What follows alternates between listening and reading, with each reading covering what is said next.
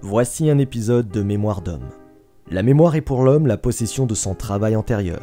En la perdant, tu te ruines, disait Henri-Frédéric Amiel en 1854. Au travers de ces images, il vous est donné la possibilité d'entendre un passé. Un passé qui, tout étant celui d'une personne, est aussi celui d'une société qui lentement disparaît. Est-ce bien ou mal, nous ne sommes pas là pour le dire, mais pour vous transmettre quelque chose de l'ordre de l'indicible.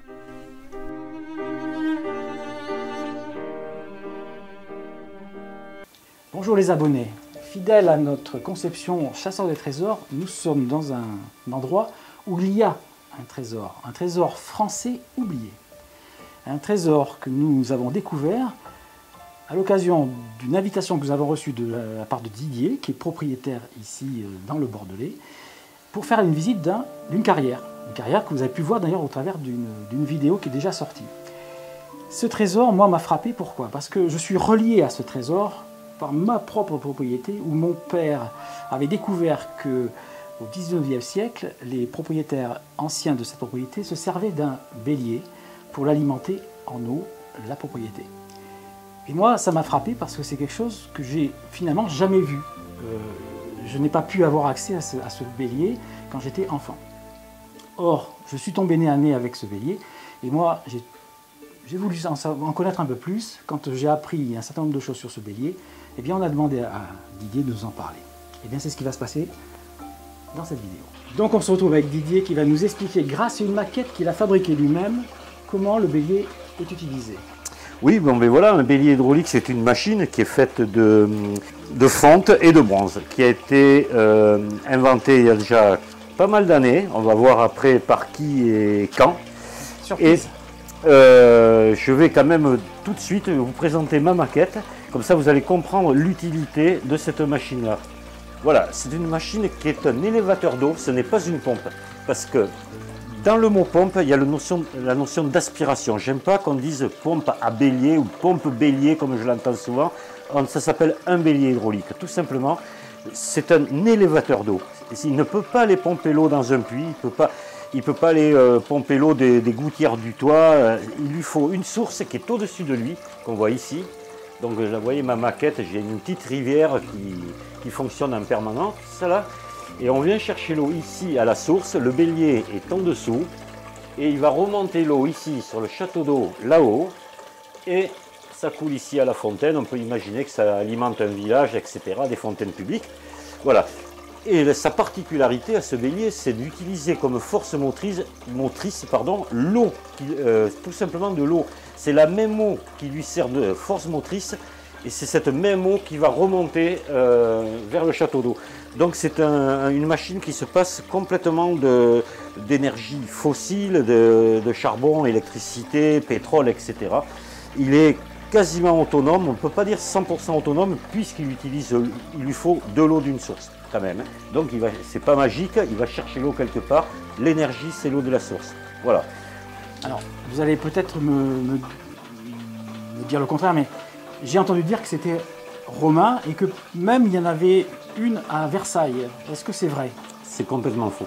D'accord. Voilà. Ça ne peut pas être romain, tout simplement parce que c'est Montgolfier qui l'a inventé. Ah. Donc l'inventeur de la montgolfière a inventé, entre autres, il a fait beaucoup d'autres inventions, inventé le bélier hydraulique. Voilà, tout simplement. Donc, et alors pour Versailles, effectivement, Montgolfier a fait une étude pour en installer à Versailles, mais ça n'a pas été retenu. Alors moi j'ai une deuxième question qui me vient à l'esprit. À quoi ça pouvait servir à l'époque? Eh bien, tout simplement, actuellement, nous avons l'eau au robinet grâce au château d'eau et aux pompes électriques qui alimentent le château d'eau. À l'époque, c'était exactement la même chose, sauf que il n'y avait pas de pompe électrique, c'était le bélier hydraulique qui alimentait les châteaux d'eau, et les châteaux d'eau alimentaient les maisons, les fontaines publiques, etc. Alors j'ai une deuxième question. Est-ce qu'un appareil comme ça alimentait un château? Alors, souvent, c'était installé dans les châteaux, effectivement. Mais de cette taille-là? Beaucoup plus gros. Ah, on peut avoir des choses beaucoup plus grosses. Complètement énormes. C'était souvent des personnes riches qui avaient ces béliers, mais les agriculteurs aussi les utilisaient. Voilà, donc ça servait énormément à l'agriculture, pour l'irrigation, pour plein de choses. Voilà. Oui, parce qu'on a une alimentation en eau perpétuelle finalement. Perpétuelle et gratuite. Et gratuite. Voilà. D'accord. Très bien. Vous avez parlé de l'écologie, c'est parfait. Alors donc ça veut dire que les écologistes sont intéressés par ça. Qui les fabrique aujourd'hui? C'est français. Je suppose qu'il y a des fabricants français. Alors, il n'y a pas des fabricants français, il reste un fabricant français. Aïe. Et encore, d'après ce que je sais, pour pas longtemps. C'est la société Walton, qui est à Bordeaux. C'est une très vieille société qui date de 1910, qui a été créée par le grand-père de monsieur Walton, l'actuel monsieur Walton. Voilà. Donc les écologistes, oui, sont très intéressés par ces machines. Ils peuvent se les fabriquer eux-mêmes. On peut fabriquer, donc on va le voir par la suite, je donne des explications pour fabriquer un bélier. Et on peut encore en acheter chez monsieur Walton. Voilà. D'accord. Ou alors en Suisse, il y a eu un fabricant suisse. Voilà, On a une notion du prix ou pas? Oui. Alors oui, par exemple, le plus petit de ma collection, le petit rouge là-bas, vaut dans les 2000 € hors taxe. D'accord. Et celui-ci vaut dans les 4500 € toute taxe, pardon, toute taxe, voilà. 2000 toute taxe, 4500 TTC. Alors voilà. C'est des prix bruts, mais il faudra quand même les comparer au prix des pompes équivalentes. Parce que ça peut être moins cher ou plus cher. Alors c'est plus cher qu'une pompe, oui. Mais par contre, moi je connais des béliers qui fonctionnent depuis 1895. Donc si... Il me semble voilà. qu'on va aller en voir un, non? On va aller en voir un, ouais. D'accord. On va aller en voir un.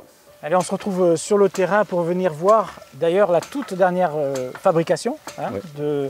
de Didier, qui l'a fait pour une personne qui voulait alimenter un lac qui se trouve derrière nous et faire remonter cette eau qui provient d'une source. Alors cette fabrication, dites-moi en plus. Alors moi j'ai fabriqué le bélier là, qui est complètement en acier inoxydable, voilà, 100%. Donc c'est un bélier moderne. Voilà. Sur le principe, il a exactement le même fonctionnement que les anciens. D'accord. Et question rendement, on n'en a pas parlé. Ouais. Combien d'eau sort de cette source et finalement combien il y en a dans le lac? Voilà, donc à peu de choses près, on aurait, je dirais, 70 litres minute à la source. Le bélier prend 40 litres à la minute et il va en remonter entre 10 et 15 fois moins à l'arrivée. Voilà. Donc ce qui fait sur 24 heures, ça fait à peu près dans les 7 mètres cubes environ. D'accord, voilà. Ça fait combien de baignoires ça? Ça fait beaucoup de baignoires. Beaucoup de baignoires, voilà. D'accord. Bon, ce que je vous propose, c'est que vous m'avez parlé d'un autre endroit où se trouvent je dis toujours des pompes, mais il faut pas, faut me oui, le mot pompe, oui, il vaut mieux l'éviter. Ouais. Donc d'autres béliers à Castille-la-Bataille. À Castillon-la-Bataille, tout près d'ici, on est juste à côté de Castillon-la-Bataille. Il y a des anciens béliers qui sont encore en place, qui ne seront pas visibles, mais on va voir le reste de l'installation et on est 2 personnes à savoir que ces béliers existent. Voilà. Ah bon. Ouais. Eh bien, on sera beaucoup plus nombreux lorsqu'on aura terminé la visite. On y va. Bien, alors, on est arrivé ici et vous nous avez dit c'est ici. Mais qu'est-ce qui est ici? Moi je vois la mairie, on est à Castillon-la-Bataille, mais c'est ici quoi? Alors ici, derrière nous, on se retourne, on a un bâtiment qui est un château d'eau. Voilà. C'est un château d'eau? C'est un château d'eau.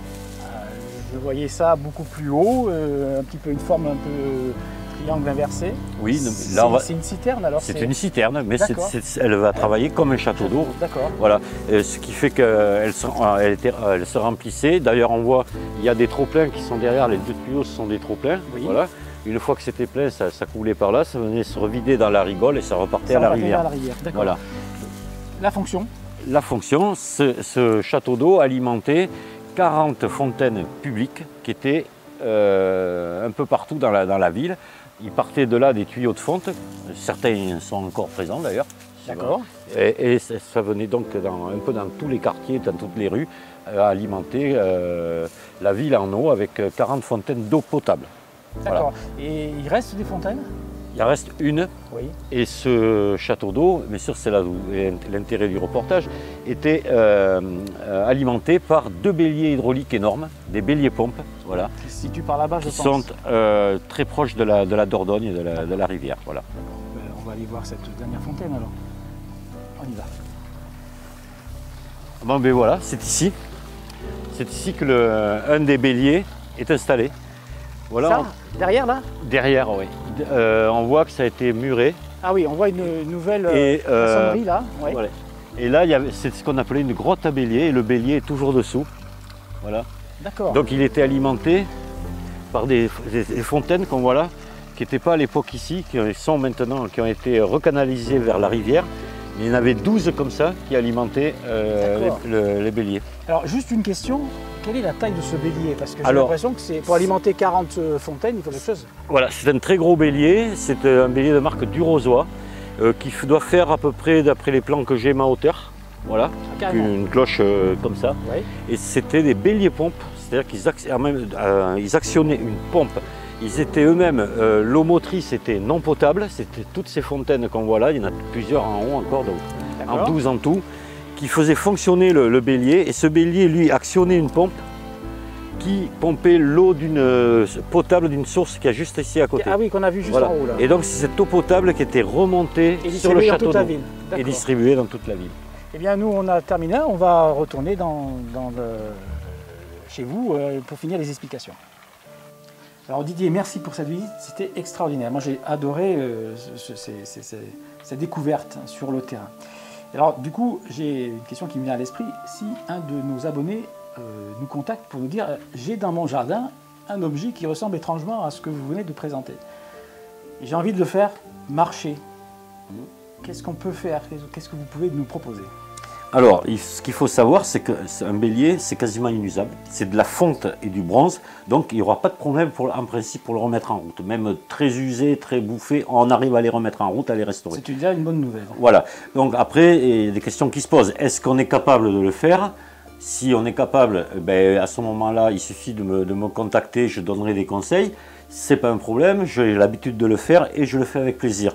Après, il y a la solution de m'envoyer le bélier ou de me l'apporter et je le restaurerai, sachant que je ne prendrai pas d'argent pour mes heures de travail, pour le temps que j'y passe, je ne compterai que le matériel utilisé, c'est tout. Vous êtes un vrai passionné là-dessus. Voilà, c'est de la passion, donc pas de commerce là-dessus. Mais il me semble que vous avez un outil c'était très intéressant sur Internet. Alors j'ai un site internet que j'ai créé il y a déjà quelques années, on trouve absolument tout sur les béliers. Vous commencez à être une référence. Oui, je commence à être connu. On le voit actuellement à l'écran. Alors parlez-nous de ce site. Voilà, donc c'est un site où il va y avoir, il n'y a pas que la page d'accueil, hein, il y a beaucoup de rubriques qu'il faut lire, c'est détaillé.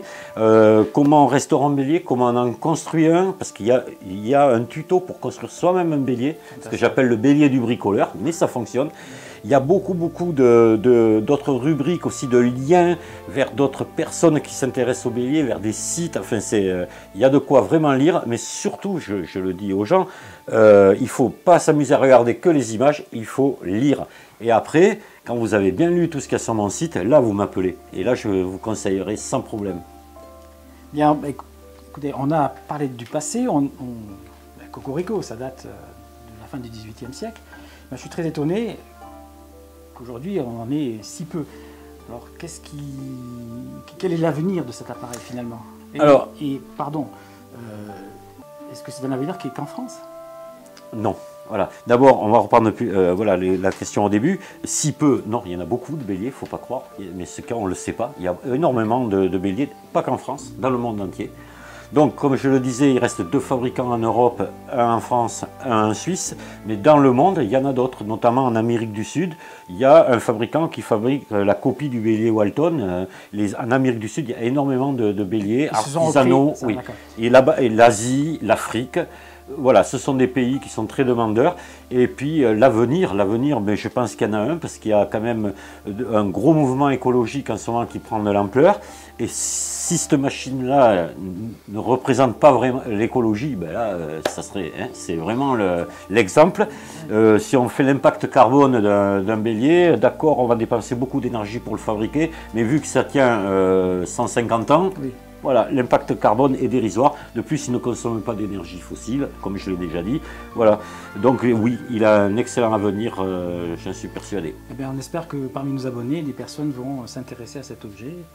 Quant à nous, on a terminé ici la visite de cette merveille, hein, qui était ce bélier, une merveille historique, on va dire, presque. Et pour nous, on va se retrouver mercredi prochain pour d'autres aventures.